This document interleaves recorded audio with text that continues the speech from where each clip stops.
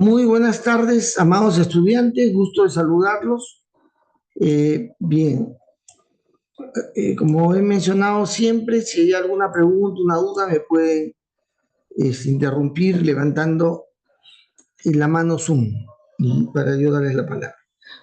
Estuvimos conversando la semana pasada acerca de un aspecto muy importante en la ingeniería de sistemas, en el pensamiento de sistemas, en la cibernética y en la ciencia de sistemas, que tiene que ver con la implicancia que tiene el dominio de este tema en, en el campo del cumplimiento ético, de responsabilidad moral del profesional.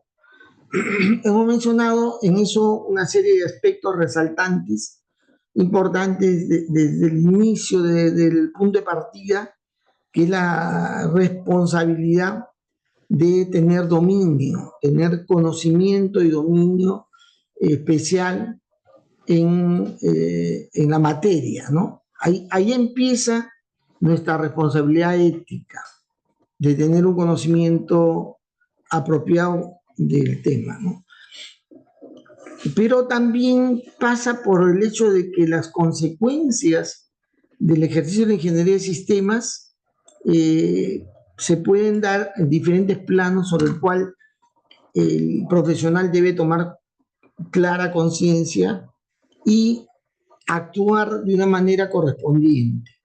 Es decir, el razonamiento que se tiene del problema que está afrontando, que se está abordando, tiene que ser hecho instrumentalmente de la mejor forma, metodológicamente hablando, ¿no?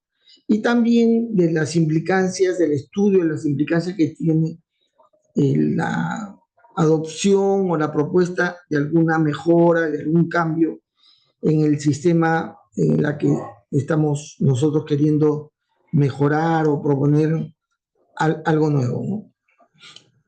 Y hemos llegado al plano de que también un aspecto ético fundamental es que la materia que tiene que ver con las ideas de sistemas tiene que ser algo que nosotros hayamos experimentado o aplicado en nuestra propia experiencia, tanto en términos de lo que hacemos como de lo que tratamos de llevar adelante en nuestro diseño y construcción de nuestra personalidad, de nuestra identidad como ingeniero de sistemas. Esto es un aspecto de responsabilidad básica, o sea, cómo yo puedo ofrecer, hacer algo de una materia que yo mismo no lo he puesto en práctica, y no lo he puesto en práctica en el mejoramiento mi primera necesidad, que es mi personalidad, mi identidad.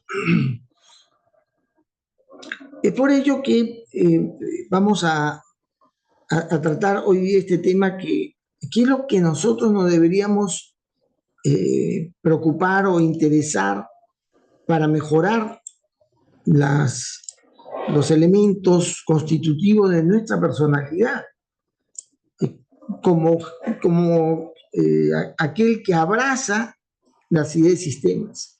Y entonces el planteamiento que yo les voy a hacer es un planteamiento que tiene una, digamos, un entendimiento. Esta presentación tiene un contenido que habla de un entendimiento amplio de la personalidad humana, en la que el ingeniero de sistemas debe procurar ver cómo mejora, ¿no? Tratando de mirar esa identidad, esa personalidad de manera amplia, en la que va a involucrar 6 aspectos que están relacionados a esa búsqueda del desarrollo, del despliegue de una personalidad apropiada, ¿no? Son aspectos, 6 aspectos que se va a considerar 6 dimensiones que, en la que se sugiere podamos nosotros tratar de mejorar. El cuerpo, el lenguaje, las emociones, nuestra historia lo que se habla, lo que se refiere ahí al sentimiento más profundo que es el ser humano, que es el apasionarse con amor en lo que uno hace, en lo que uno tiene, ¿no? Y por último, esa dimensión que en forma universal se llama la espiritualidad humana. Entonces, partimos del cuerpo. ¿Qué debemos nosotros tener en cuenta cuando consideramos la dimensión del cuerpo en cuanto a la búsqueda de mejorar nuestra personalidad, nuestra identidad? En primer lugar, tomar conciencia que es el cuerpo la que nos posibilita desarrollar nuestras capacidades. Las capacidades se insertan en nuestra mente, que está en el cerebro, en nuestros sentimientos que está en el alma del ser humano, que lo porta el cuerpo. Sin él, el alma no existe, digamos, ¿no? El cuerpo es el que transporta nuestro mundo real, nuestra propia esencia, y posibilita que podamos establecer el nexo y la conexión con el mundo que nos rodea, ¿no? Y está ahí depositado de una y otra forma lo que somos nosotros, nuestras emociones, nuestras ideas, lo que creemos, y en él mismo, en el cuerpo, se muestra nuestra personalidad. Y entonces, en primer lugar, esas capacidades que tenemos, que está en nuestro cuerpo, se pueden llevar adelante en su mejor nivel, en su mejor desarrollo, si lo mantenemos sano, si hacemos el esfuerzo por mantenerlo sano. Y esa es la primera tarea, la primera responsabilidad básica del ser humano en general, y el del ingeniero de sistemas, lógicamente, ¿no? Es mantenerlo sano. Cuidarlo es sumamente importante. Ahora, no siempre depende del cuidado que uno mismo le dé. A veces el cuerpo tiene deficiencias de origen. Genéticamente, por alguna razón que no está en la propia persona, el cuerpo sufre algunas dolencias, algunas anormalidades. Pero en la medida que nosotros podamos, digamos, hacer algo para mantenerlo bien, es lo que debemos hacer. Porque cuando el cuerpo no está bien, se enferma o sufre algún tipo de enfermedad o de accidente, pues lo que sucede es que nosotros como personas nos limitamos. No podemos disfrutar las cosas que debemos hacer y lo que queremos hacer. Entonces, esto es un aspecto muy importante. Ahora, cuidar el cuerpo es tema relativamente sencillo, ¿no? Que hay cosas que no deberíamos ingerir para no enfermarnos, o tener cuidado en no exagerar, en no meternos en una materia de ingesta de algo que puede producirnos dependencia, que puede bajar nuestras capacidades, nuestra propia personalidad. Depende de nosotros ese cuidado. Hay gente que a cierta edad todavía son personas que tienen un carácter un tanto débil y se dejan influenciar, se dejan presionar por el mundo o las personas que lo rodean, y caen en el tema de experimentar cosas que pueden ser agradables en su momento, pero cuya consecuencia es un cierto grado de degradación de las capacidades humanas, ¿no? Las capacidades corporales. Hay que cuidar qué ingerimos. Y también el alimentarnos apropiadamente, ¿no? O sea, eliminando aquello que no contribuye a que tengamos una vida sana.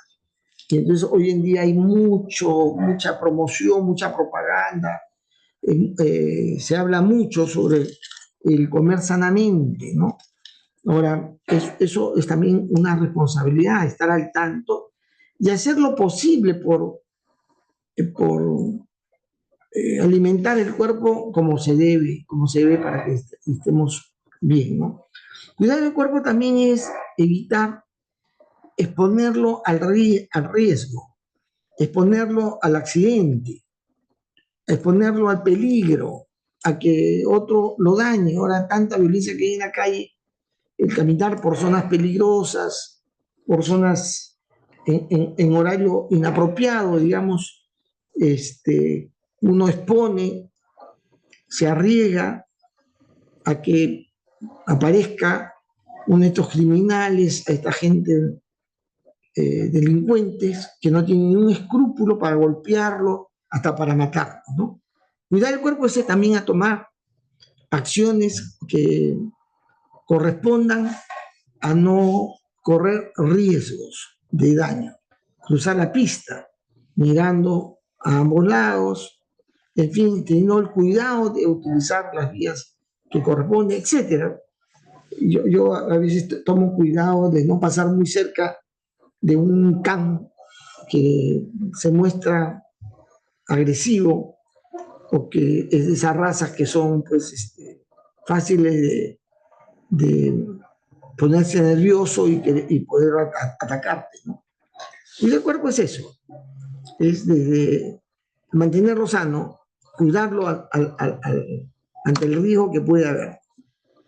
En segundo lugar, el otro, digamos, aspecto que relaciona a esta dimensión del cuerpo tiene que ver cómo es que presentamos nuestro cuerpo.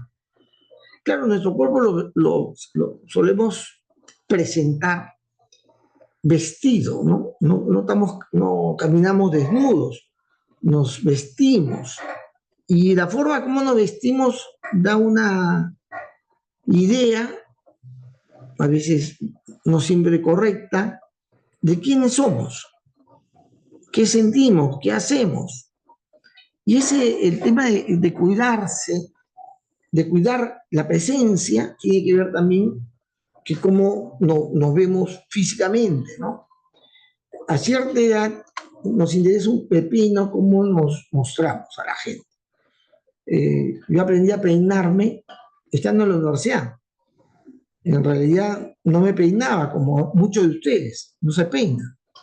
Entonces, pero al momento que tuve la oportunidad de querer acercarme a una chica, ¿no? Me gustó una chica, quería acercarme a ella, me vino la conciencia de que yo no era una persona atractiva de por sí y que despeinado me veía mucho más feo de lo que era. Entonces, presentar nuestro cuerpo es un aspecto importante porque eso le da a quienes nos observan, a los que nos vean, le da una idea de quiénes somos, ¿no? Proyectamos una imagen. Incluso las personas normalmente nos categorizan y creen que nuestro carácter está asociado a la manera como nos mostramos, cómo nos presentamos. Entonces, el cuidado del cuerpo y su presentación son dos aspectos que también están entrelazados a la manera como nosotros nos consideramos a nosotros mismos, ¿no? Y también da la idea, cuando tú eres descuidado en tu presentación, da la impresión también que serás descuidado con los demás, con otras personas. Si tú no te interesas en ti mismo, no te interesas tú mismo, ¿cómo te va a interesar otra persona? A veces nos atrae la gente, nos atrae una chica, una dama nos atrae. Y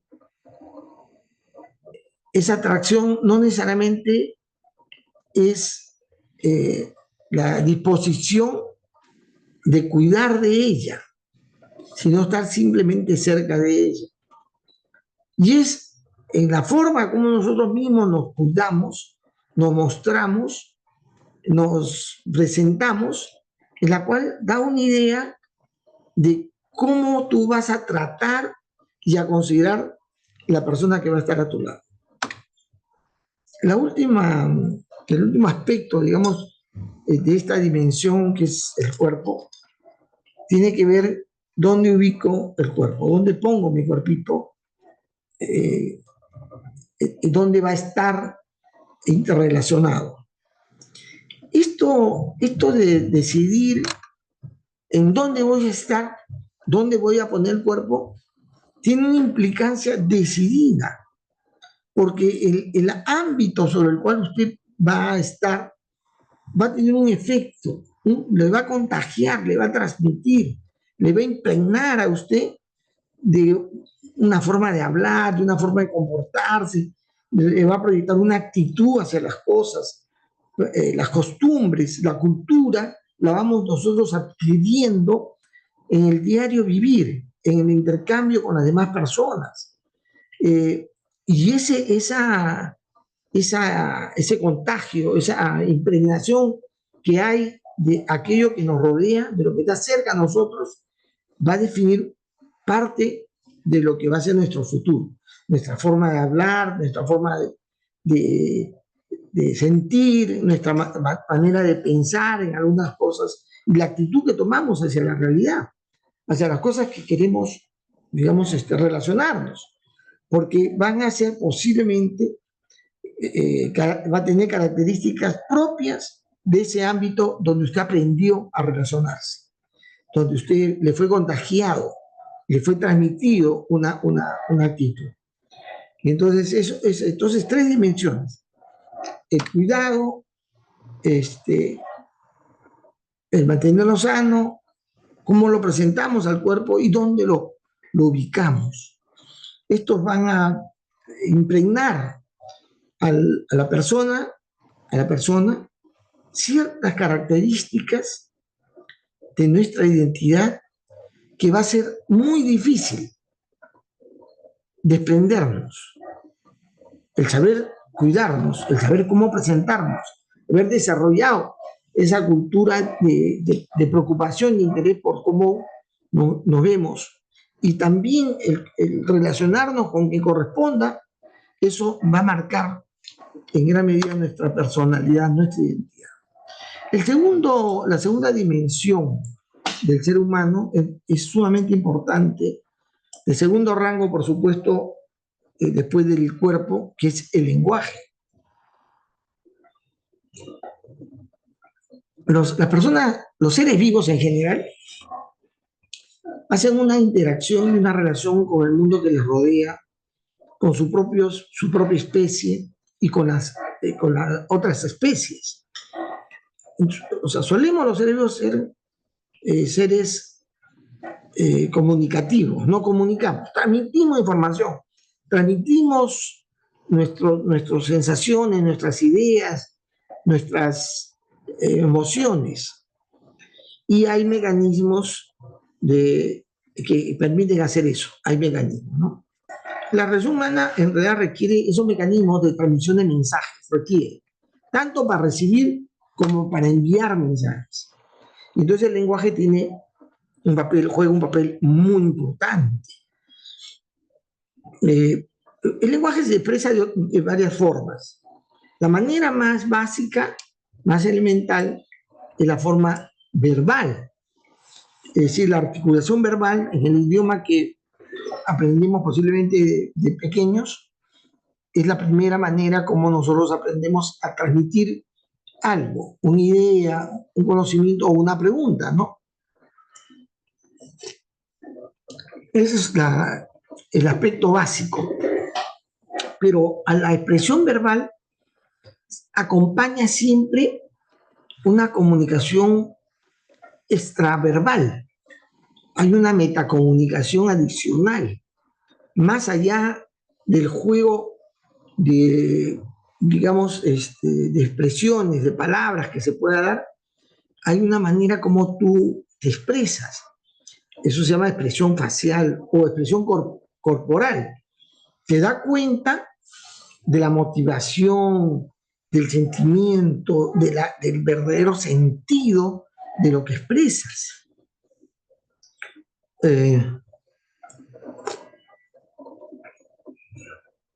si mi esposa me preguntaba, ¿no? En algún momento me preguntaba, oye, ¿qué tal tus estudiantes de ingeniería de sistemas, de teoría y ciencia de sistemas?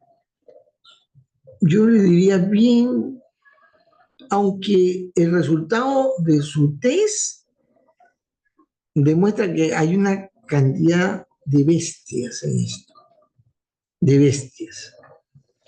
Entonces, así le diría, ¿no? Ella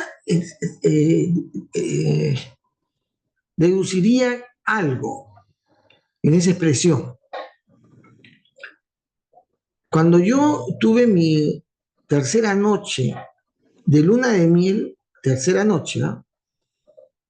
Bueno, ustedes son jóvenes, no tienen la menor idea de lo que pasa en esas noches.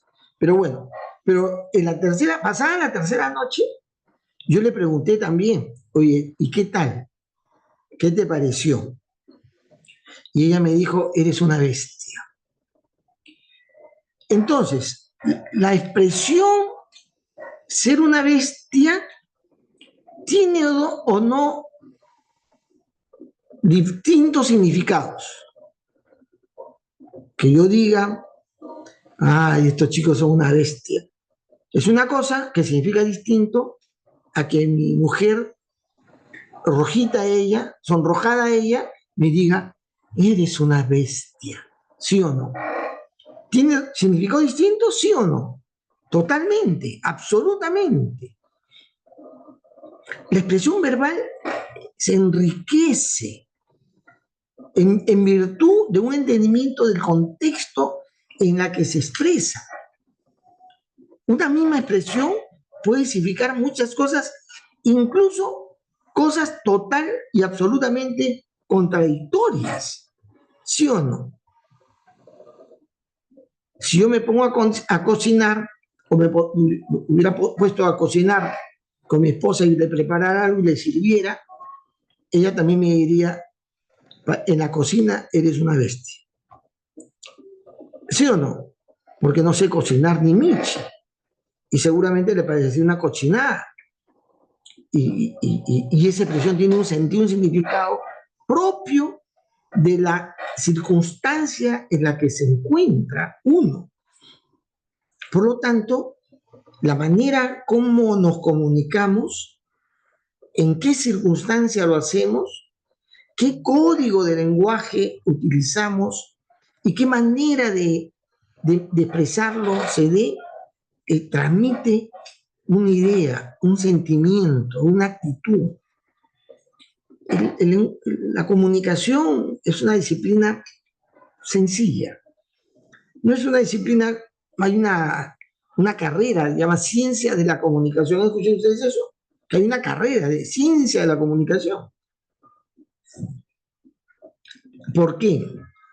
Porque si bien es sencillo comunicarse, también es complejo hacer que esa comunicación se convierta en algo útil, en algo que permita transformar, en algo que te permita alcanzar un objetivo. Yo sigo contando el chinés, que espero que no se lo cuenten a nadie, es confidencial.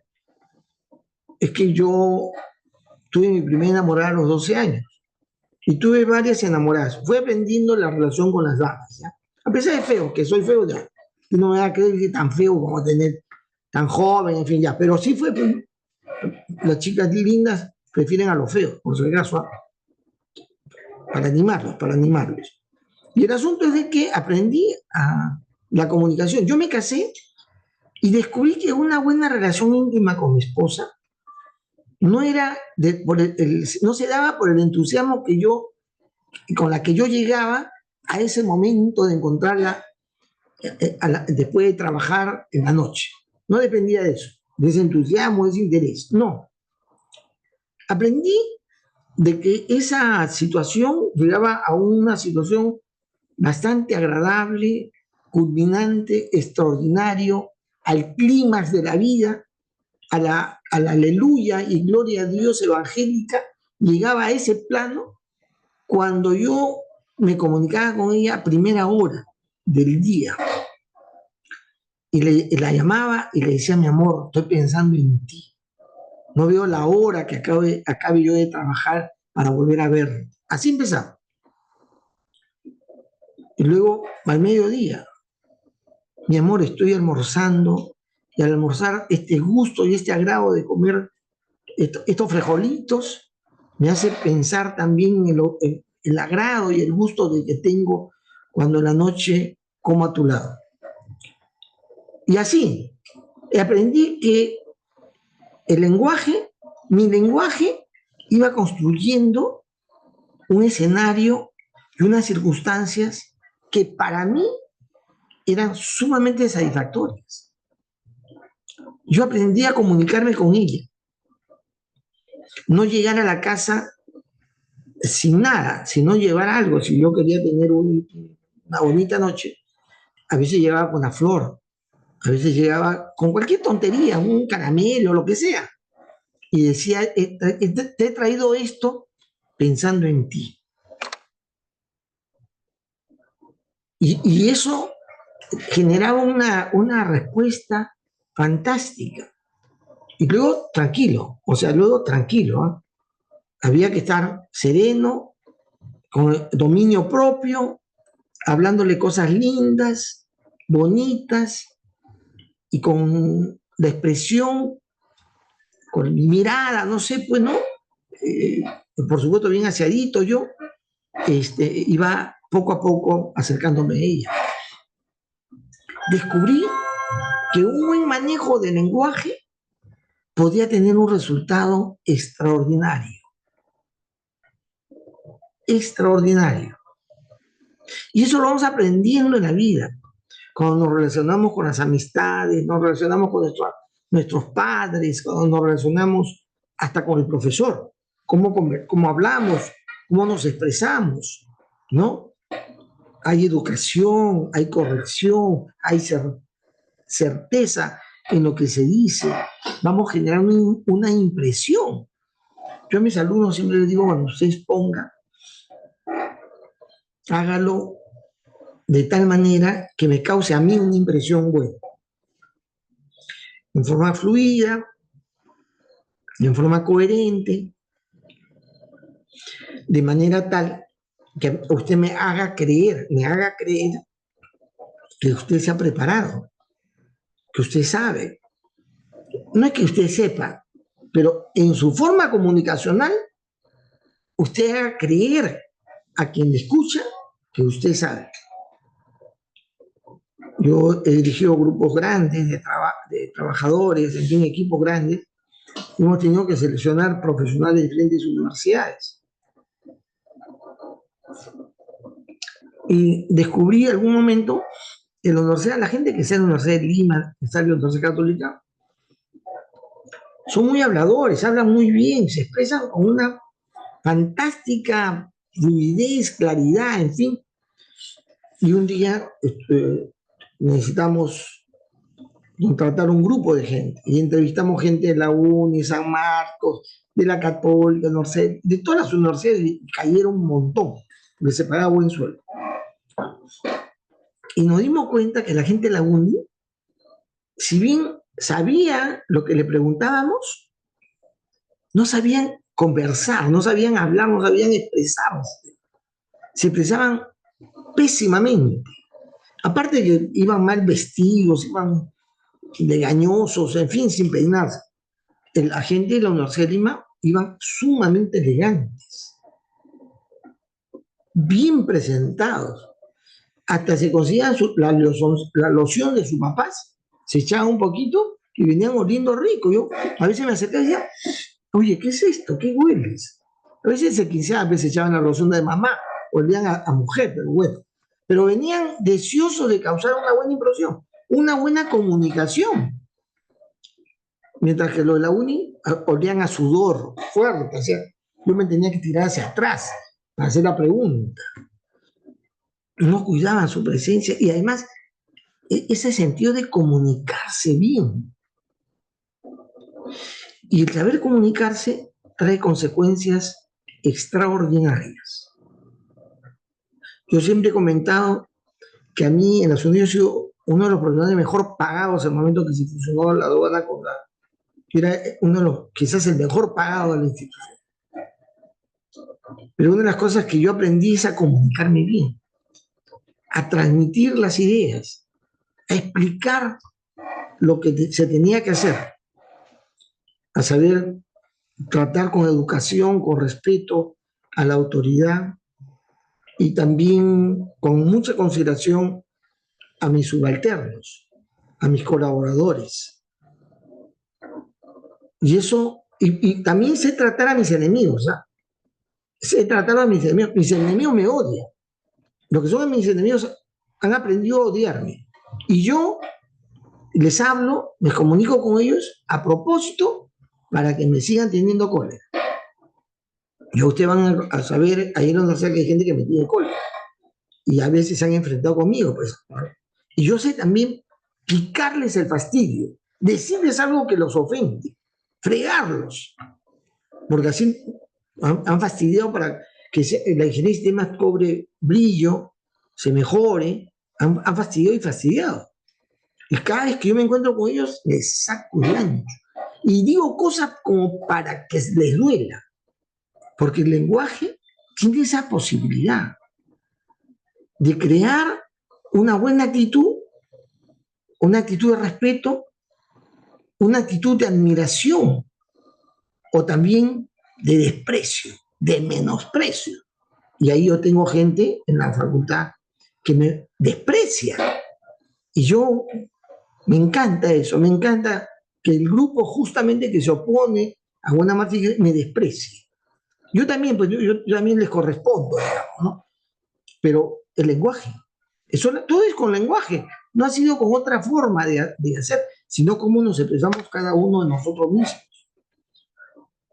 Y entonces la palabra crea mundos.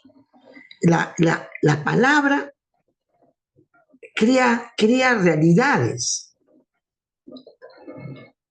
El lenguaje es el instrumento para construir y transformar la realidad, primero en forma interna, luego cuando lo manifestamos, cuando decimos algo para proponer algo, no solamente de forma verbal, a veces lo expresamos en diseños, en mi caso diseños gráficos, en esquemas y modelos iconográficos que muestran lo que se quiere hacer. Y la gente dice, así debería ser, así debería estar, así se debería relacionar. Esa es la orientación. Podemos crear. O sea, el lenguaje es un instrumento para crear, para construir, para transformar. Y podemos usarlo de una manera interesante, apropiada. Y normalmente es en el lenguaje que podemos entendernos entre un grupo de gente y crear una comunidad con un propósito común. Yo acabo de enviar al grupo de ingenieros de sistemas que estamos organizando las celebraciones de los 50 años, y hemos hecho lo de la tertulia. Ustedes ya han leído su revista UNETEFIS, ¿no? Ya lo han leído, no tienen que leer, es obligatorio leerlo. ¿Quiénes no lo han leído? Levanten la mano. O mejor, ¿quién lo ha leído? Ya, ¿quién lo ha leído? Levanten la mano. Nadie lo ha leído, estos son unos sinvergüenzas. Bueno, tienen que leer pues, la revista. La revista, ella ha escrito un artículo ahí, y va a salir otro artículo en el siguiente número, en el mes de octubre, ya sale, la próxima semana sale. Entonces, tienen que leer, pues. Van a ver lo que dice ahí. Yo estoy tratando de transmitir la idea de qué cosa es la ingeniería de sistemas y tratando de comunicar la diferencia que hay con la informática. El artículo de octubre viene un artículo relacionado a la cibernética. No, a las corrientes de la ingeniería de sistemas que ya a ustedes les he explicado. ¿Cuáles son las corrientes? La siguiente es a la cibernética. Viene un artículo sobre el tema cibernética. Y en diciembre va a venir un artículo relacionado al origen, a la constitución, a la concepción de la ingeniería de sistemas. Lo pueden ustedes, en ese sentido, revisar en estas publicaciones que está bien. Pero yo decía, estoy tratando de transmitir ideas a la gente que formamos parte del grupo que está organizando los 50 años de ingeniería de sistemas, y yo estoy tratando de sacar hacia afuera esos aspectos sobre el cual tenemos este grupo de gente que son la mayoría de mi promo, o sea, son ya viejos recorridos en el campo de ingeniería de sistemas, y estoy tratando de sacar de ellos y transmitiendo o queriendo transmitir a la comunidad universitaria aquellas cosas que estamos nosotros poniéndonos de acuerdo. Lamentablemente constato en esta clase el día de hoy que ninguno de ustedes está leyendo lo que estamos queriendo publicar. Y a la próxima, si no lo han leído, les voy a bajar puntos. ¿Ah? Así que consíganse el número del mes de septiembre, lo publican, creo que está en la página web. ¿Ah? Sí, en todo caso, el delegado, Jeff, tiene la obligación de conseguirlo y yo les he mandado, la vez pasada lo colgué, no lo puse en el chat, perdón un ratito, entonces se lo voy a poner ahorita otra vez, caray. Segunda vez, ¿ah? Ahí vamos a ver, déjenme ver.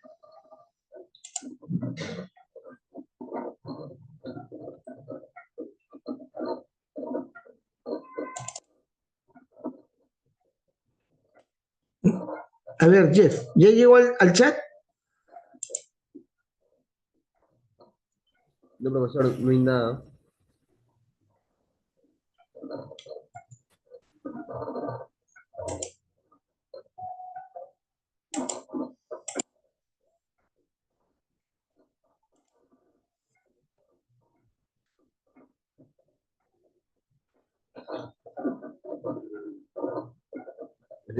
Ahora sí.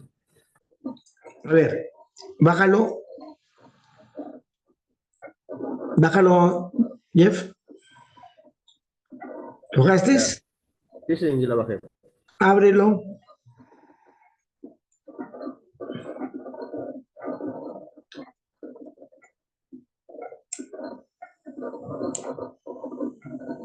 ¿Abrió?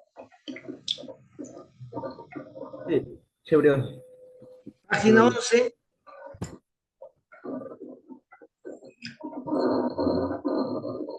Sí. Sí, ya está, página 11. ¿Cuál es el título del artículo? Ingeniería de sistema, la interdisciplina del futuro. A ver, André, ¿lo bajaste?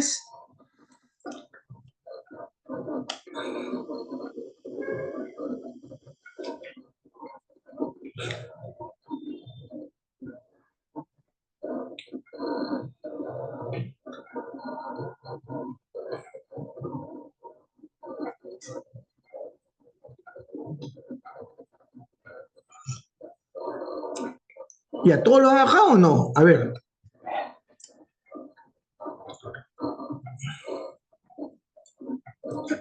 ¿André tiene dificultades para bajarlo o me equivoco? No, ya está. Ya, ábrelo. Página 11. Renzo, ¿lo bajaste? Sí, profesor. ¿Lo abriste? Sí. ¿Qué dice la última frase? ¿De la página 11? Sí. Y en el centro de su desarrollo está la formación científica, ética y humanística, profundamente integral e integradora. No, la última frase del artículo, la última frase del artículo.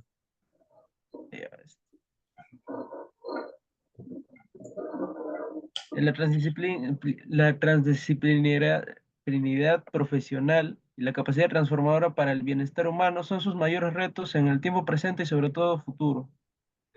Muy bien. Muy bien. Tienen que leer, pues. Escuchen. estoy usando ahí el lenguaje.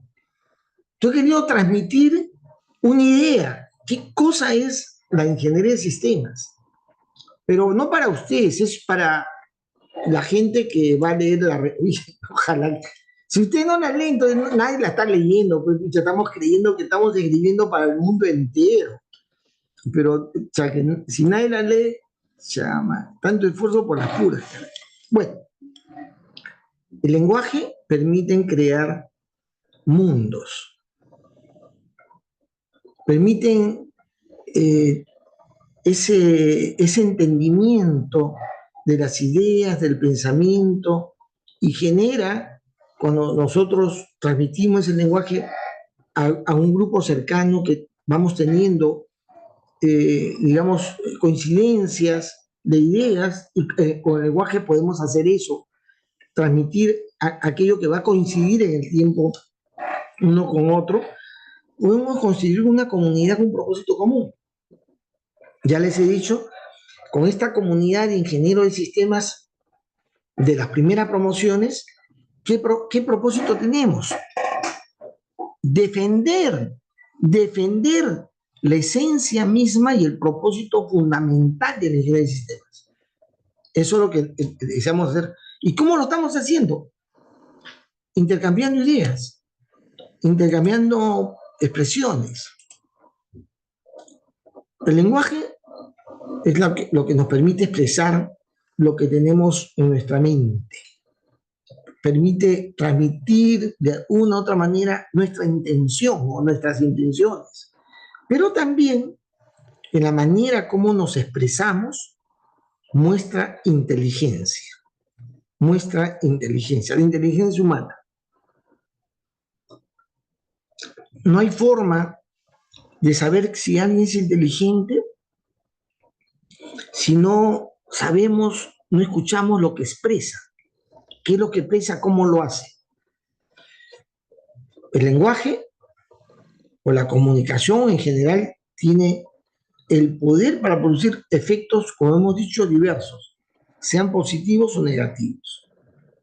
Provoca sentimientos, generan ideas, desarrolla convicciones, hace que la gente cambie de ruta, de rumbo, permite dar seguridad o también permite dar inseguridades. Ustedes cuando ingresaron a la facultad, a la universidad, dijeron, queremos ser monstruos de la computación. No, eso dijeron ustedes, eso pensaban ustedes. Queremos ser monstruos de la computación, ¿no? Pero conforme pasa el tiempo, de pronto, entendiendo mejor las cosas que se les transmite, se les da a conocer, ustedes posiblemente van a ir enmendando esa idea. Yo no quiero ser un monstruo de la computación, van a decir. O no solo ser monstruo de la computación, también seré monstruo, pero quiero ser más que eso. Quiero ser un monstruo en el diseño de sistemas integrados. No solamente quiero saber computación, sino quiero elevar mis capacidades para transformar realidades, especialmente organizacionales. Uno con el lenguaje y la transmisión de ideas va produciendo esas actitudes, cambios de rutas en las personas. Y por lo tanto, podemos establecer un propósito en nuestra comunicación con un objetivo que previamente hemos establecido para que en la comunicación logremos alcanzar. Ahora, al mediodía me llama una amistad, una amiga, y me quiere convencer de anotarme en un grupo de marketing, le llaman redes de marketing, de mercadeo, redes de mercadeo sería. Eso me dice.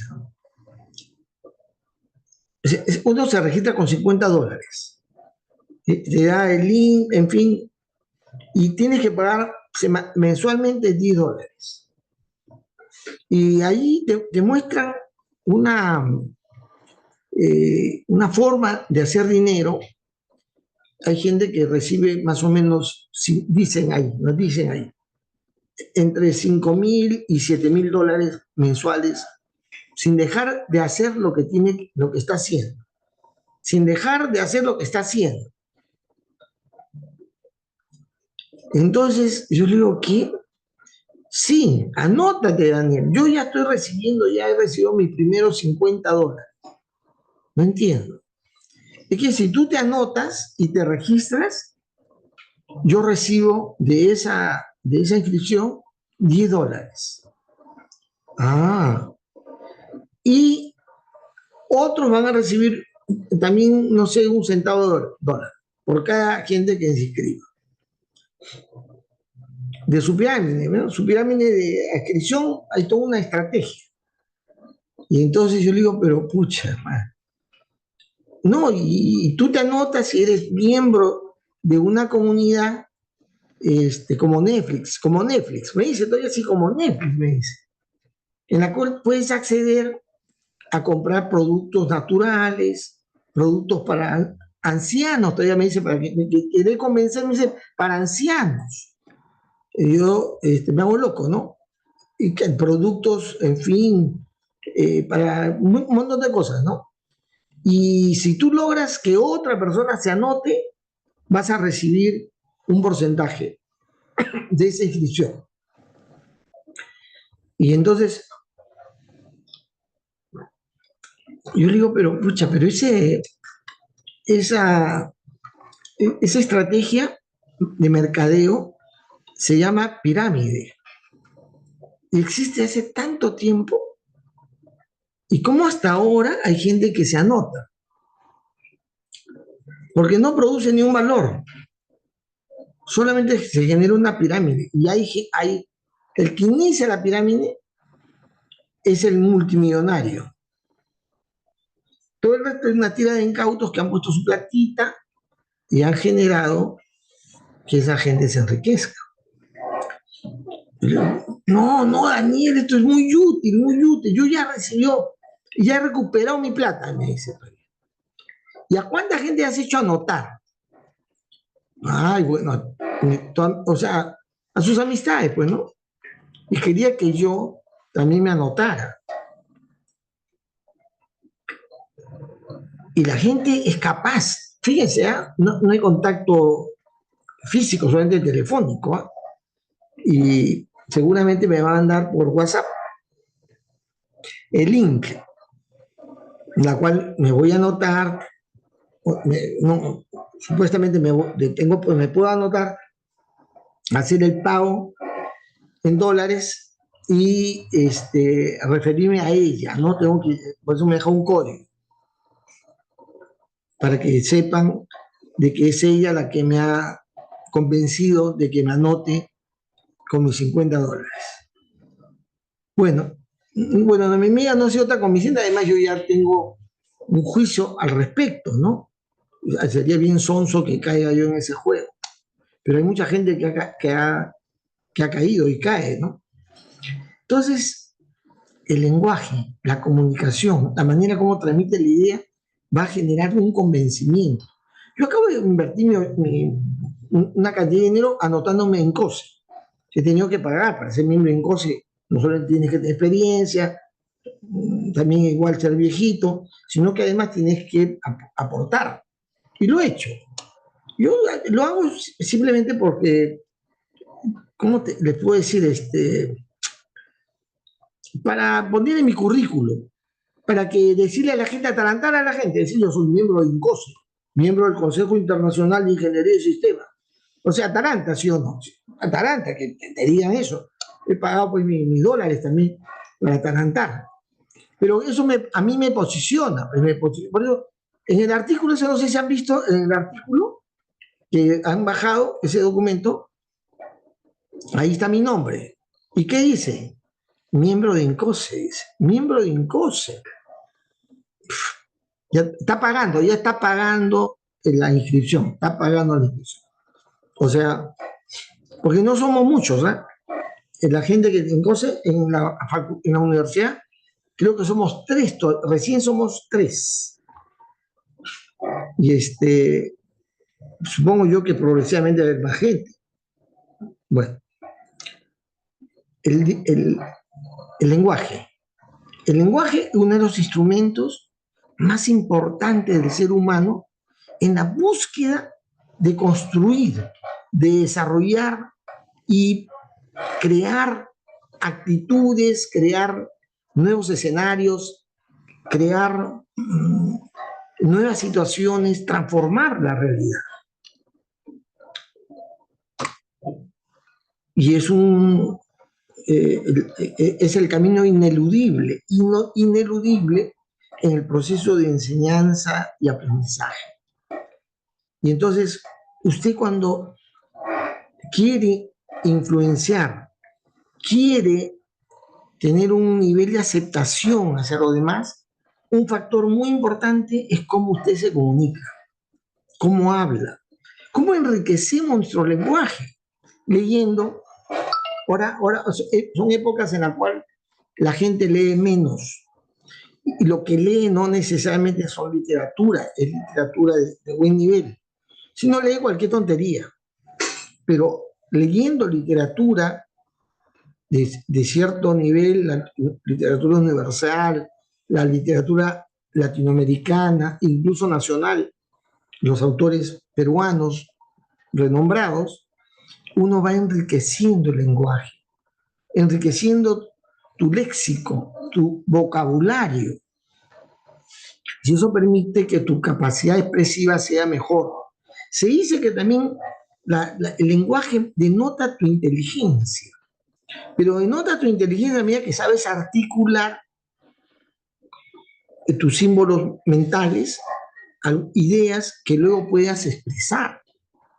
Y el expresar ideas elaboradas hace pensar a los demás de que eres una persona inteligente. Lenguaje. La tercera dimensión de nuestra personalidad son las emociones. Todo ser humano tiene notoriamente una caracterización emocional, emotiva. Alguna vez los psicólogos clasificaban a las personas por su forma, digamos, de responder emocionalmente. Sanguíneo, colérico, se decía flemático. Caracterizaciones de la personalidad por la forma como se daba respuesta emocionalmente a la circunstancia. Y las emociones son evidentemente un rasgo de la personalidad en la que se denota o se muestra cierta vulnerabilidad. Es nuestro lado vulnerable.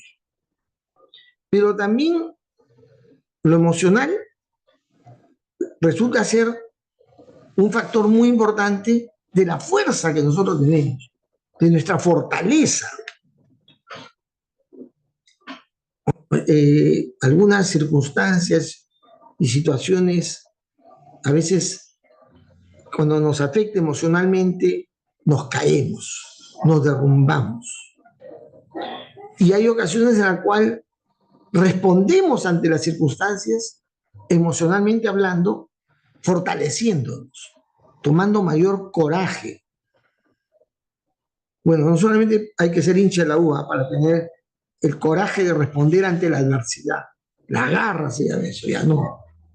Sino que hay gente que emocionalmente está preparado para que frente a una circunstancia difícil, en vez de derrumbarse y tumbarse al piso, se levanta, toma mayor fuerza, le da coraje y desea volver a repetir, no el curso, a repetir las circunstancias, para hacerlo mejor, lógicamente.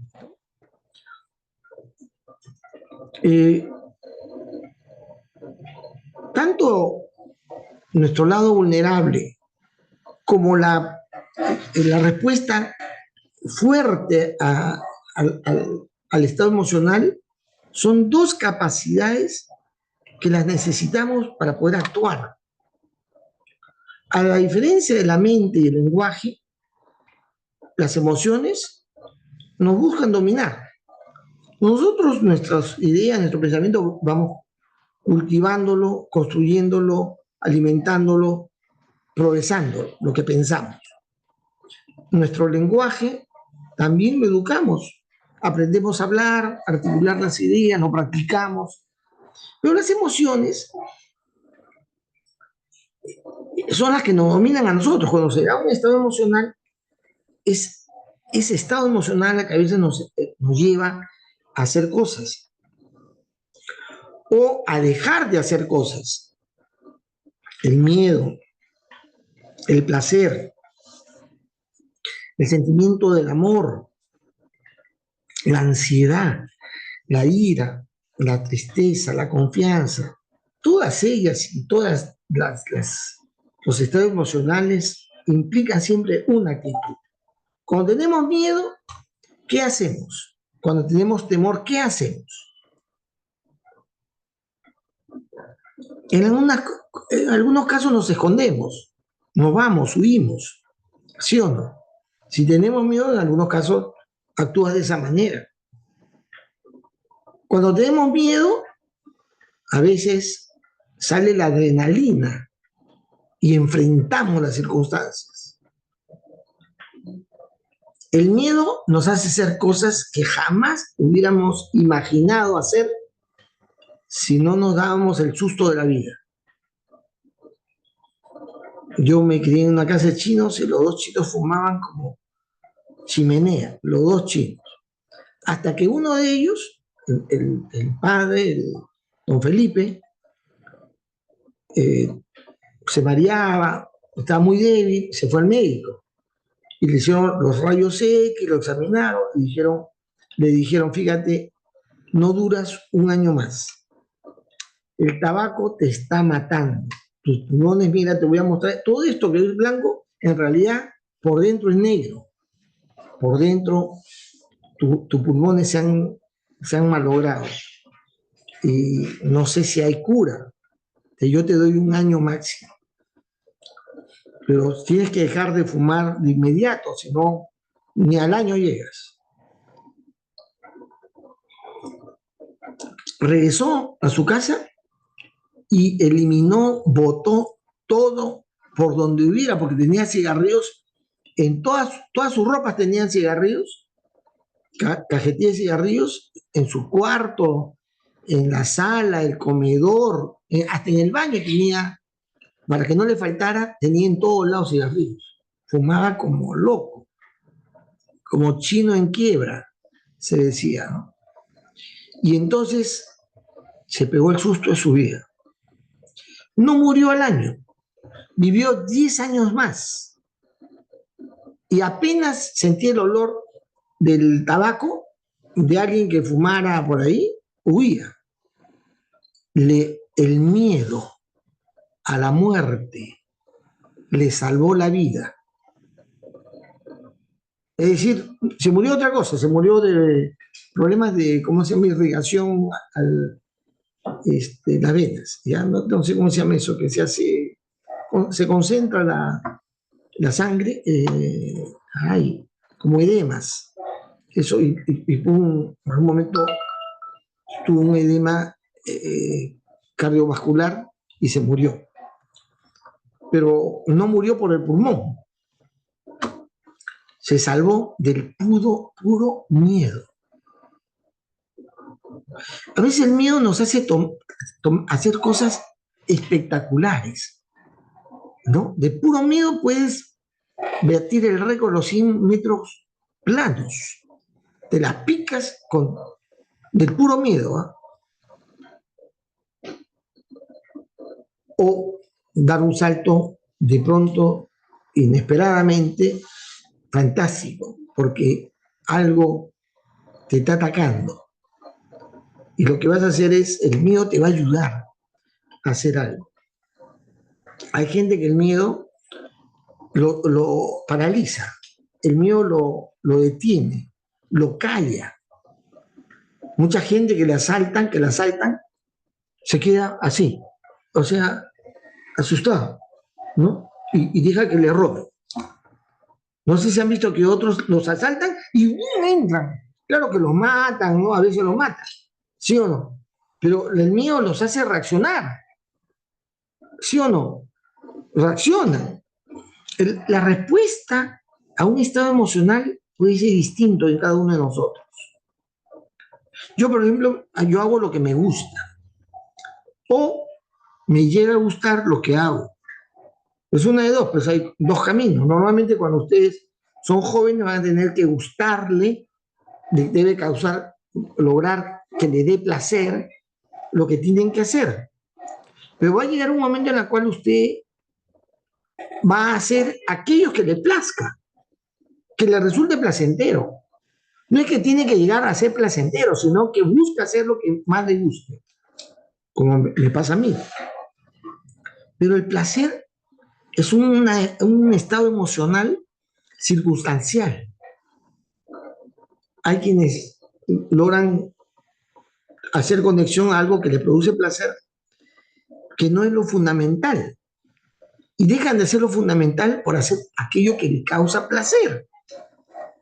Ahí está mi amigo y hermano Pipi, que era un funcionario del banco, de un banco, un tipo de buena posición, pero en algún momento, a través de una amistad, lo llevaron a la carrera de caballos. Ahí empezó su desgracia, empezó a apostar. Y esa primera vez, suerte de principiante, sacó más de lo que apostó. O sea, salió ganando de la carrera. Con la misma amistad, frecuentaron otros lugares, los casinos. El billar y los casinos. O sea, el billar no fue tanto, pero sí los casinos. Se convirtió en un vicioso del casino. Y le gustaba ir al casino. Perdió el empleo. ¿Qué habrá hecho en su trabajo? Que lo votaron. ¿Qué habrá hecho? Nunca supimos el detalle de por qué lo sacaron del banco. Lo sacaron de un banco, ¿no? Él estudió en la Católica. Era un economista que estudió en la Católica, administración, no sé, economía o administración. Y hizo una buena carrera, pero de pronto se envició. Iba a los caballos, iba al billar, no al taco se dice, iba a los casinos. Le causaba placer. Y entonces el placer, que es un estado emocional de uno, es algo que te puede llevar a desenfocarte, ¿no? Te debe causar placer hacer las cosas que te van a producir provecho en el desarrollo de tu vida.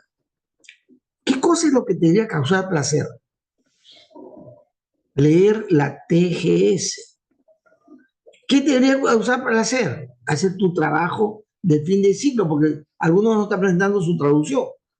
Ojo que les quiero avisar que la traducción incluye, con este nuevo cronograma que hemos puesto, incluye la elaboración de un artículo, no se olviden. Si no hay artículo, no hay nada. Y tiene que cumplir con las reglas que están establecidas en la rúbrica para nombrar los archivos, por si acaso. Placer. Y cuando uno estudia, no es pues necesariamente el placer lo que te da, las cosas que te dan, que te encargan, que hay que estudiar. Te causa un poco de pesar, no es tan necesariamente grato, podrías hacer otra cosa, pero lo dejas hacer. Es el placer que te va a dar cuando, terminada la carrera, a los 3 años te estés comprando tu auto o a los 4 años estás comprando tu departamento propio. ¿Sí o no que te va a hacer un gran placer? Ahí me vas a recordar la teoría general, la teoría de ciencia de sistemas, ya no vas a maldecir por la teoría de sistemas, sino vas a decir, gracias a Dios por la TCS, gracias a Dios. Ese sufrimiento ahora yo la veo acá en concreto para mi bien. Entonces a veces la vida no necesariamente hay que inclinarla hacia lo que te causa placer. Y si algo te causa placer, tienes que saber dominar, tener dominio propio, para que ese no te saque del rumbo que debes caminar. Pero a veces también desarrollas placenteramente aquello que justamente te sirve para la vida y sirve para los demás. Entonces el placer puede ser un camino digamos, de afirmación y de consolidación en el camino apropiado de tu identidad, de tu personalidad, o puede ser también aquello que te quiera desviar de ese camino. Entonces, cada estado emocional puede ser, tener una contribución positiva o negativa a la realización de la vida. Y eso lo tenemos que distinguir. El lenguaje, ese lenguaje que hemos hablado anteriormente, se va a entrecruzar y va a interactuar con nuestra mente, ¿no? Depende de nuestro conocimiento, de nuestra mente, vamos a poder articular. Pero también nuestra forma de expresar está asociado a nuestro estado emocional. Si nosotros estamos serenos, tranquilos, frente a la necesidad de exponer algo, nuestra expresión va a ser serena, tranquila, clara, va a tener cierta fluidez, va a generar cierto impacto. Pero si nosotros estamos nerviosos, estamos acobardados, quizás porque no nos hemos preparado bien, la manera como nos expresamos va a estar, no, primero, si no nos preparamos, vamos a estar nerviosos, vamos a estar preocupados. Y la manera como nos vamos a expresar no va a ser de una manera ágil y fluida, sino vamos a tartamudear, no vamos a poder explicar bien las cosas. Las emociones, nuestros pensamientos se van a entrecruzar con la manera como nos expresamos hacia los demás. En la psicología de sistemas, la psicología familiar, ¿no? Se habla de los estados psíquicos o también de los todos psicológicos. Cuando un psicólogo de sistemas en la terapia sistémica va a aplicar algún tipo de estrategia al desarrollo de una situación psicológica determinada, tiene que tratar de entender la serie de componentes que tienen que ver con la situación que está presentando. Porque no solamente es una situación que está en la interioridad, en las emociones del paciente, del que tiene algún problema, ¿no? Sino que también está en su contexto, en su entorno. También está en la manera como él puede entender y expresar lo que sucede para poder también expresar y articular cómo actuar frente a esa situación en la que pasa. Entonces, los todos psicológicos son estados que combinan una serie de aspectos y son resultado de actitudes que nos provienen de nuestros estados emocionales frente a situaciones determinadas. Entonces, los estados emocionales nos empujan o nos impiden dependiendo cómo nosotros lo gestionamos, lo administramos. Nos pueden hundir, nos pueden levantar, nos pueden estimular. El estado emocional, los estados emocionales tienen ese poder, esa potencia. Y ciertos estados emocionales nos hunden, nos desaniman, nos estancan, y los estados emocionales también nos recuperan, nos animan, nos empujan.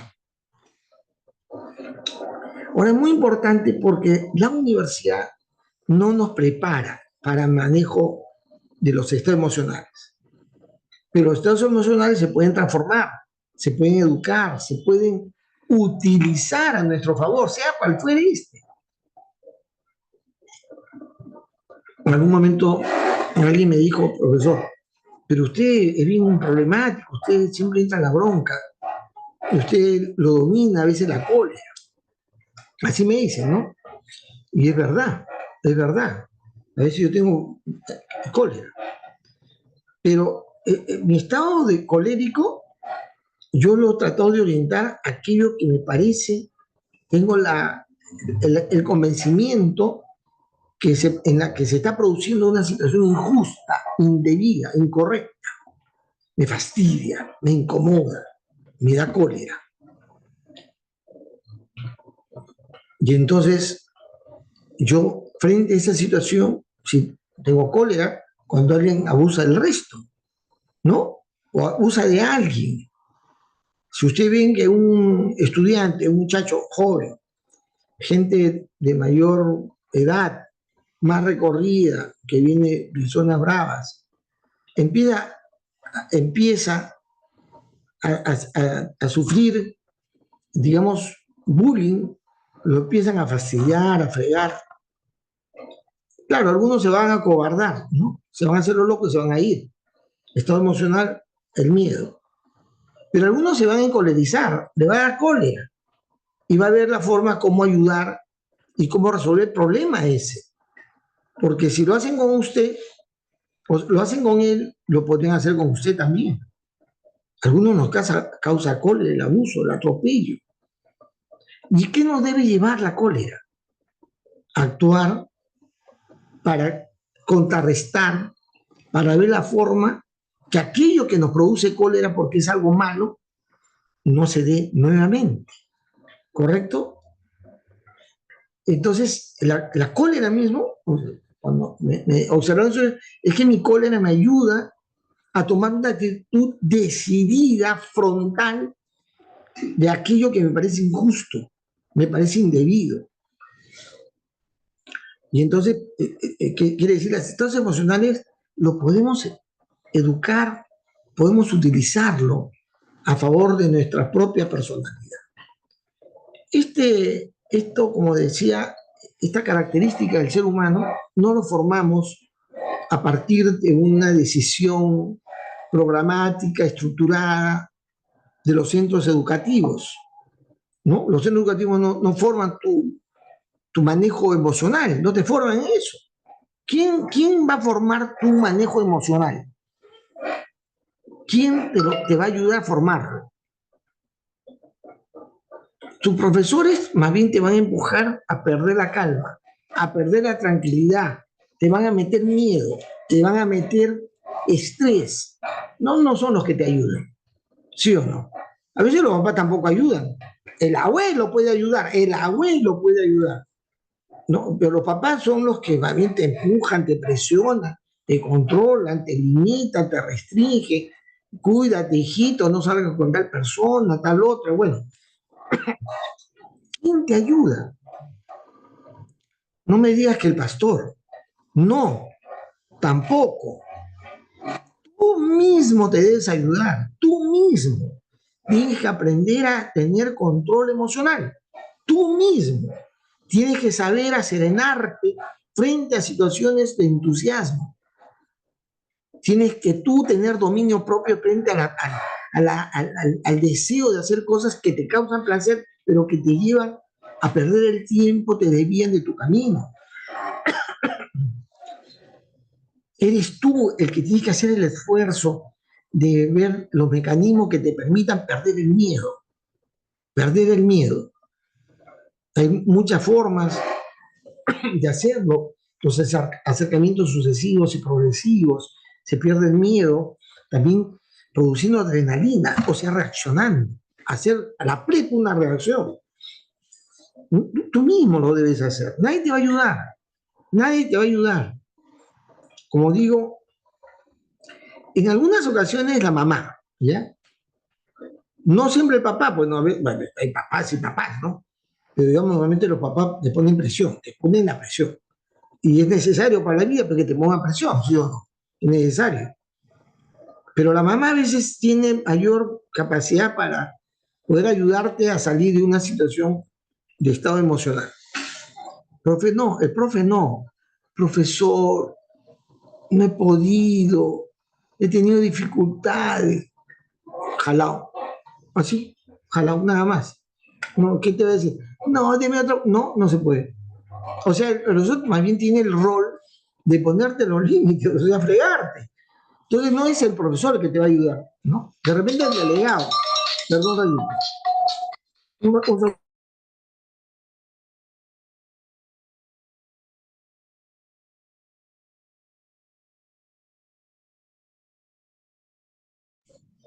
Bueno, no sé si el delegado tiene la capacidad de ayudarte para el manejo emocional. Tú mismo lo debes hacer. No están en nuestro programa de estudios formativos, no están. Y uno mismo lo tiene que entrenar conscientemente. El dominio propio es muy importante. Cuando alguien te fastidia, te contradice, escuchar, no perder la calma, no molestarte. Y mantener la templanza, la temperancia, mantener la serenidad para seguir adelante con lo que estás haciendo, ¿no? No dejar que te altere. La otra dimensión se llama la historia. Es lo que nos ha pasado, lo que nos ha pasado hacia atrás, producto del cual somos lo que somos, ¿no? Siempre somos lo que ya sucedió, somos lo que ya nos pasó, somos la construcción progresiva de situaciones que han pasado, están en el pasado, y está ahí. No es posible ya ocultarla. Además ya pasó. Ya no puede volver al pasado y decir voy a corregir mi pasado.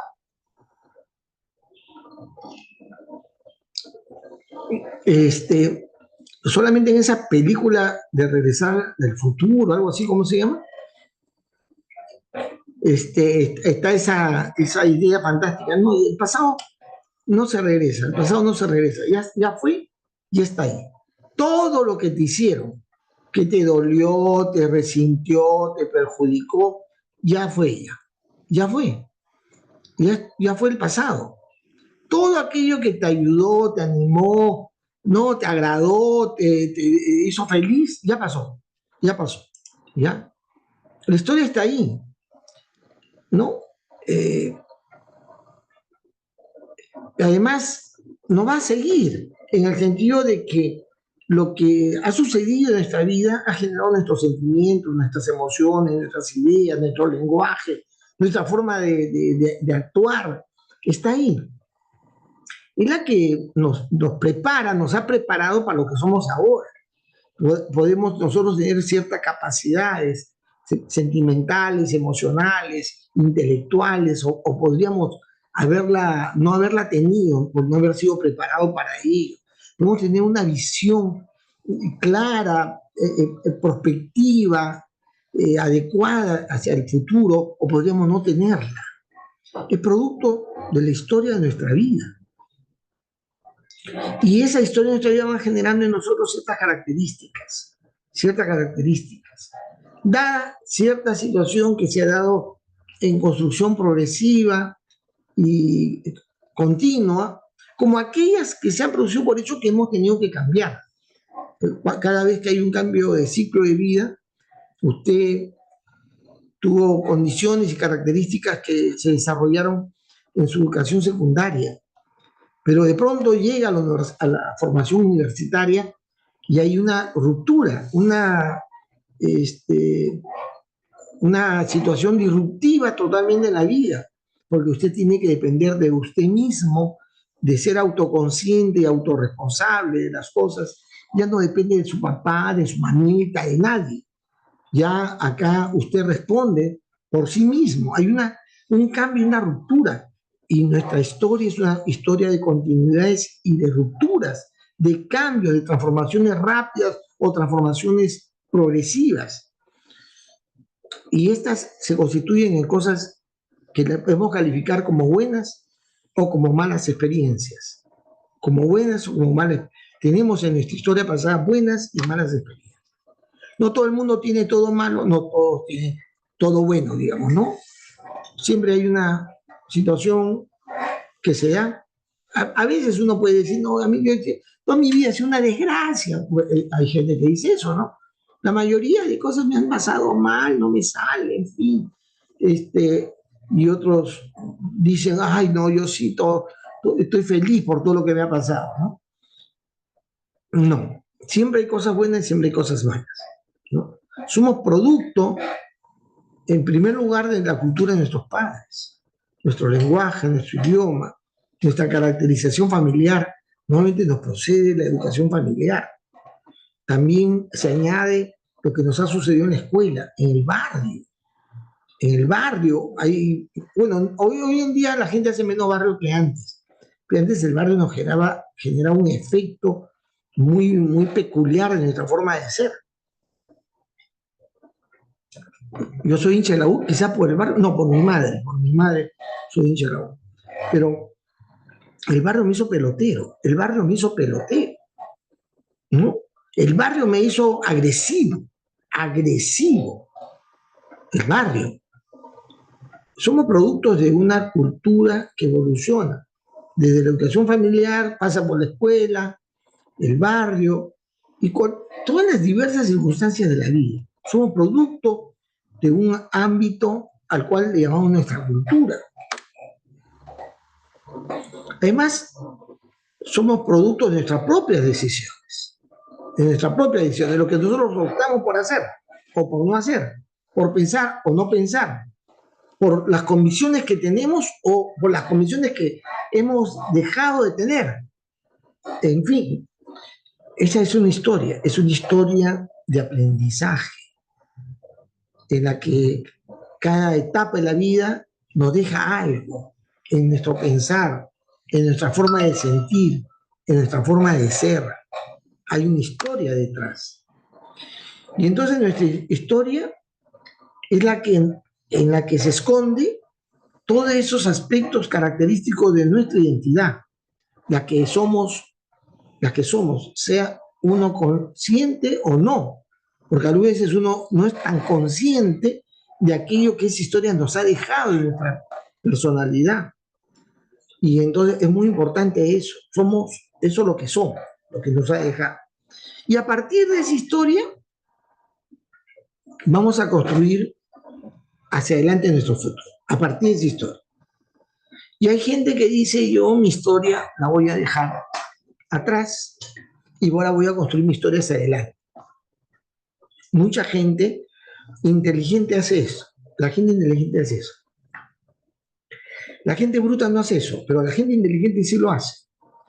Dice, yo voy a construir mi futuro independientemente de lo que haya pasado en el pasado. Ya lo que está en el pasado está en el pasado, ya está. Esta es mi personalidad, esta es mi identidad, esto es lo que tengo y esto es lo que no tengo. Ya está ya.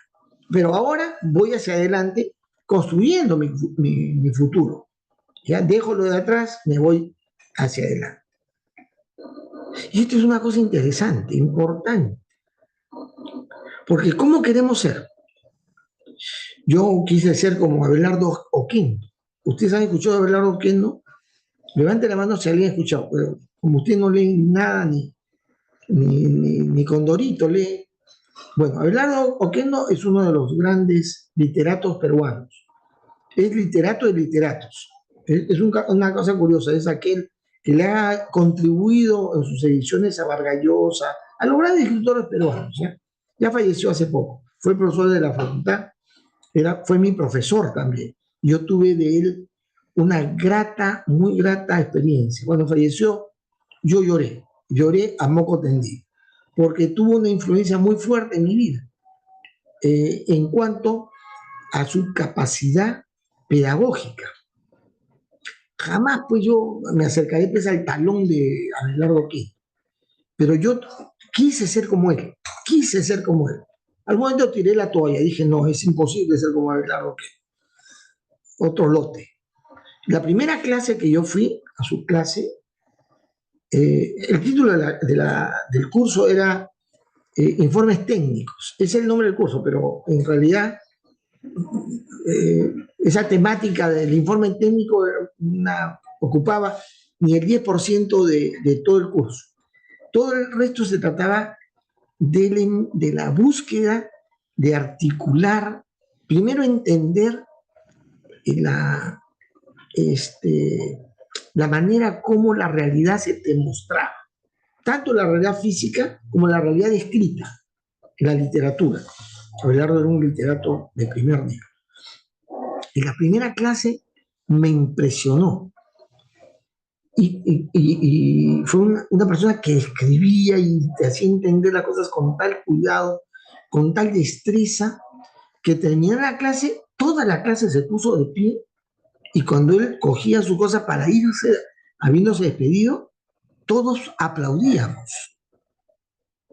¿A ustedes se les puede haber ocurrido alguna vez que termina la clase y el profesor se despide y usted aplaude?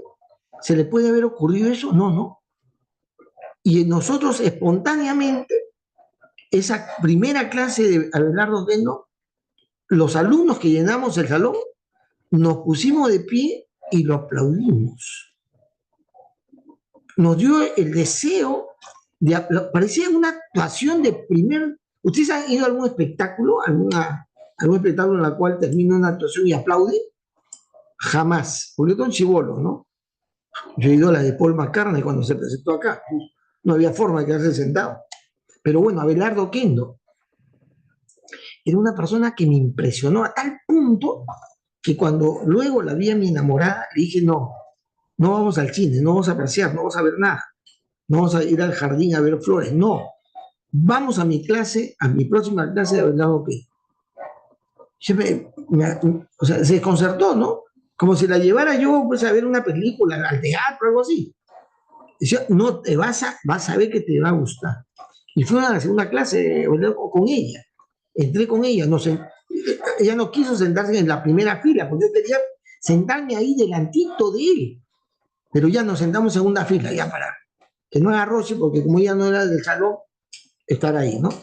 Y entramos y empezó su clase.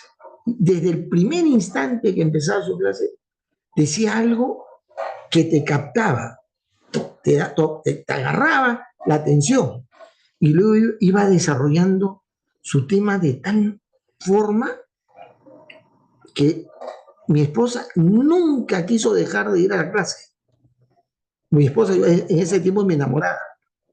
Nunca quiso dejar de ir a la clase de Oquendo. Puntualita estaba ella. Si yo por algún problema, alguna dificultad tenía para llegar, ella, ¿qué le importaba? ¿Ya? No le interesaba si yo iba o no iba. Ella se iba a la clase de Oquendo, parecía alumna de Oquendo.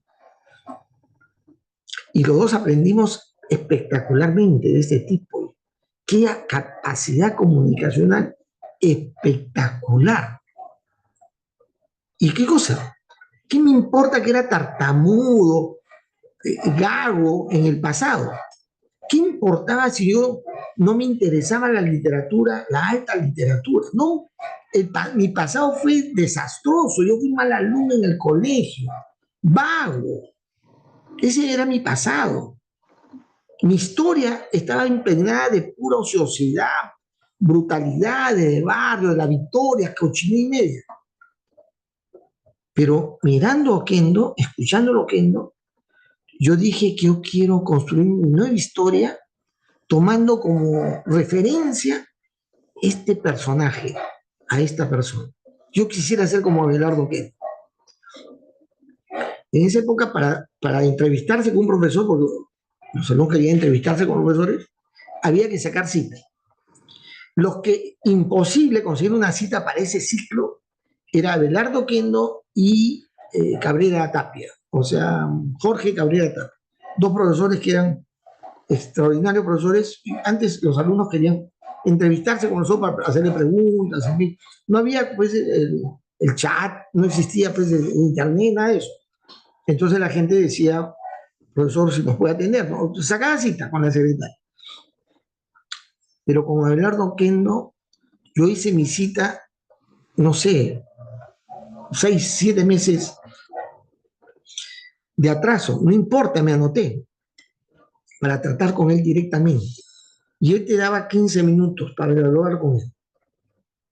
Yo quise acercarme a él, porque Abelardo, igual que Jorge Cabrera, salía de su clase, despedía educadamente, salía, tú no podías decir, profesor, profe, así como hacen ahora, profe, no, lo quiere parar al profe y hablarle en el camino, no, eso era una falta de respeto. Él no daba entrevistas camino a su oficina, para nada. Él se iba directo, si alguien venía a sentar al profesor, disculpe, pum, seguía caminando, no daba entrevistas, porque estaba muy ocupado, su cabeza en qué estaría, pero cuando yo me entrevisté con él, me causó una impresión mucho mejor, porque yo le fui a hacer una pregunta que me la respondió de una manera espectacular.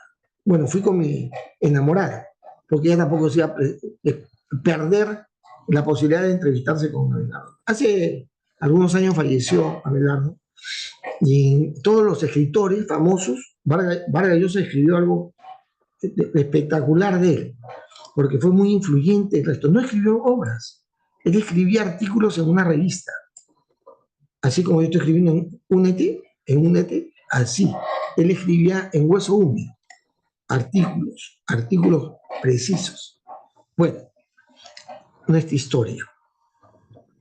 ¿Cómo construimos nuestra historia futuro? A veces con una idea buscada, un perfil que queremos. O sea, queremos hacer nuestra vida de una manera. No la referimos hacia el pasado, la referimos hacia el futuro. Hay quienes sí, parte de su historia es muy, digamos, importante tomarla en cuenta y no olvidarse de ella. Mi esposa, ella, en esa época mi enamorada, su historia estaba vinculada a su educación en la sierra. Ella era cusqueña, pertenecía a una familia quechuista, amante de la cultura quechua, del arraigo andino. Y mi esposa jamás quiso abandonar ese aspecto de su vida. Ella, quechuista, o sea, hablaba quechua también. No parecía de la sierra porque era blanca, castaña, pero es que sus antecesores habían provenido de Europa, parece que de Portugal, entonces era de tez clara, en fin, pero su familia, de parte del ala materna, provenían de la misma sierra andina de Cusco. Y entonces ella era del Cusco, nació en Cusco, se crió ahí, no parecía por su tez, su pinta, pero era andina.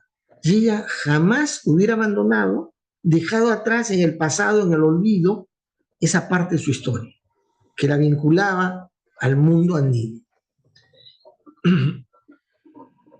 Y hay gente que puede dejar una parte de esa historia, ¿no? Y construir su historia a su manera, de manera tal que nuestra personalidad tiene un factor muy importante. Hay que mirar el pasado, pero olvidarnos del pasado en cierta medida, pero pensar mejor en lo que queremos en el futuro y construir ese futuro. Y por último, la pasión, el amor apasionado. Nuestro último, penúltimo. ¿Qué es esto? Esta es una expresión que refiero a esta capacidad que tiene el ser humano de amar apasionadamente, que según la narración bíblica expresa la naturaleza divina de su origen, que tiene que ver en la construcción de una comunidad original, hombre y mujer, los hizo, ¿no? Hombre y mujer, que vincula a dos seres humanos en una estrecha relación íntima, ¿no? Que revela, lógicamente, esa condición de diferenciación de género en la cual nos encontramos con aquel que es diferente de género con uno y amamos, ¿no? El amor apasionado es algo que nos vincula, nos estrecha, nos lleva más allá de lo que nosotros mismos buscamos. Elimina, de alguna manera, la centralidad del ego para pensar en más, en mucho más. Sobre todo, movernos en aquellos ámbitos en los cuales sin este sentimiento no lo haríamos. Usted dice, amo mi patria, amo la justicia, ¿no? Me interesa el desarrollo de la ciencia. Empieza a desarrollar un sentimiento por algo que es más trascendente, más amplio de lo que usted le rodea, ¿no? Cercanamente. El amor apasionado produce una energía distinta, que activa lo emocional, activa nuestra manera de entender las cosas, de nuestro pensar, genera una actitud para actuar. Se dice que la pasión nos da la fuerza para involucrarnos a algo y transformarlo. Crea, edifica espacio de imaginación y sobre todo nos establece un vínculo, sea con otro ser humano, una amistad, o alguien que amamos, o sea, con aquello que queremos ser parte. En este caso yo amo mucho, amo profundamente la comunidad de gente de sistemas. Me siento parte de él. Establezco un vínculo de confianza. No es igual algo que se hace con amor apasionado que aquello que se hace sin tener aprecio y cariño por él, ¿ya? Cuando hay amor a algo, adquiere esto un brillo, nos atrae, nos motiva, genera satisfacción. Por lo tanto, forma parte de algo central en la vida. Uno no debe dejar de apasionarse por lo que hace, no debe dejar de hacerlo. Y ahora sí, por lo último, se le llama la espiritualidad. Esta es una dimensión en la que nosotros lo debemos desarrollar voluntariamente, rodeado de nuestros estados emocionales, vinculándonos de una manera estrecha a ella, produciendo en nosotros un compromiso beligerante que permita desarrollar nuestras capacidades, las mejores sentimientos y capacidades nuestras en favor de los demás, ¿no? Y esto se va a dar en virtud de lo que uno considera es aquello que le podemos dar nuestra vocación, nuestro compromiso, que puede ser algo trascendente o algo que nos parece a nosotros trascendente.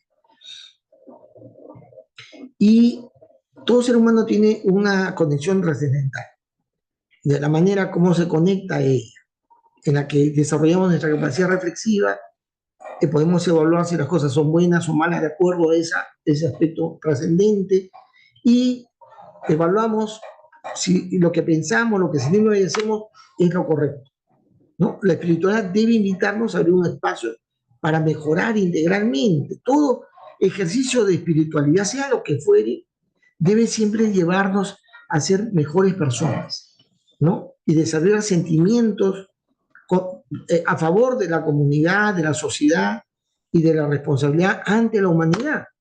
Es una persona espiritual, tiene una mejor disposición, especialmente pensando en lo que vamos a hacer, lo que hemos hecho, lo que estamos haciendo y lo que deberíamos hacer para que las cosas mejoren en el futuro. Muy bien. El día miércoles vamos a continuar ya con otro tema y espero encontrarnos ahí a la hora señalada. Muy bien, jóvenes. Gusto de saludarlos y nos encontramos el día miércoles.